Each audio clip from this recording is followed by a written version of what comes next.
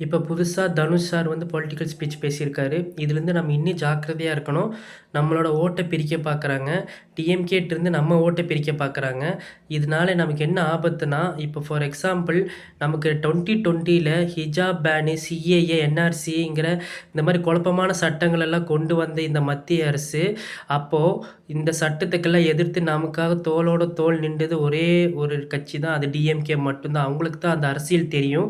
இவங்க இப்ப வர இந்த புது கட்சியான இந்த டிவிகே, இந்த ம் தனுஷ் சார் ஆகட்டும், இல்ல இப்போ அந்த அண்ணாமலை சார் ஆகட்டும், இவங்க கட்சி எல்லாம் கொள்கை இல்லாத கட்சி.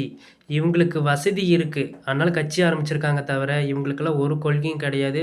நாளைக்கு மறுபடியும் ஹிஜாப் பேனு, சிஏஏ, என்ஆர்சி எல்லாம் அமெண்ட்மென்ட்க்கு வரக்கு சென்ட்ரல் கவர்மெண்ட் முயற்சி பண்ணா, இந்த கட்சியெல்லாம் ஓடிரும். இவங்களுக்கெல்லாம் எந்த தைரியம் கிடையாது. இவங்களுக்கெல்லாம் யாருக்கு க எ எ எந்த பக்கம் துணை நிக்கணும்னு தெரியாது. யாருக்கு சப்போர்ட் நிக்கணும்னு தெரியாது.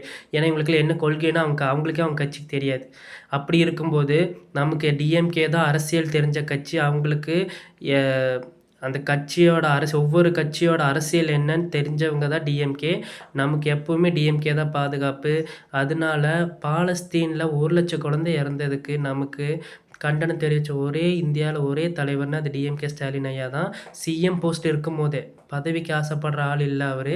அவரு எப்பவுமே மக்கள் நலனுக்கு ஆசைப்படுறவரு. தயவு செஞ்சு இன்னொரு டைம் இந்த மாரி ஒரு தவறு நடக்க வேண்டாம். மீண்டும் வருவோம், மீண்டும் எழுவோம். அதுதான் டிஎம்கே. மக்களே, அதுவும் நம்ம மக்களே ரொம்ப நம்மள குழப்ப பார்க்குறாங்க. உஷாரா இருங்க. தயவு செஞ்சு இப்போ இந்த ஐயுஎம்எல் பார்த்தீங்கன்னா, டிஎம்கேலேருந்து இப்போ விடுபட்டு இப்போ டிவிகேல போய் சேர்ந்துருக்காங்க. ஆனா நான் டைரக்ட்டா கேட்குறேன் ஐயுஎம்எல் கட்சிக்கிட்ட, நாளைக்கு ஹிஜாப் பேன் மத்திய அரசு கொண்டு வந்தா உங்கனால போராட முடியுமா களத்துல? நீங்க உங்க கட்சி இப்போ களத்துல இறங்கி போராடி நாங்க பார்த்ததில்ல. உங்களுக்கு என்ன கொள்கை இருக்குன்னு தெரியல. ஆனா எங்களுக்கு எப்பவுமே பாதுகாப்பு டிஎம்கே தான். எங்க பெண்களோட ஹிஜாபுக்கு பாதுகாப்பு குடுக்குற ஒரே கட்சி டிஎம்கே தான். தயவு செஞ்சு இத வீடியோவ அடிக்கடி போட்டு பாருங்க. ஞாபகம் வச்சுக்கோங்க. நமக்கு எப்பவுமே பாதுகாப்பான கட்சி டிஎம்கே தான்.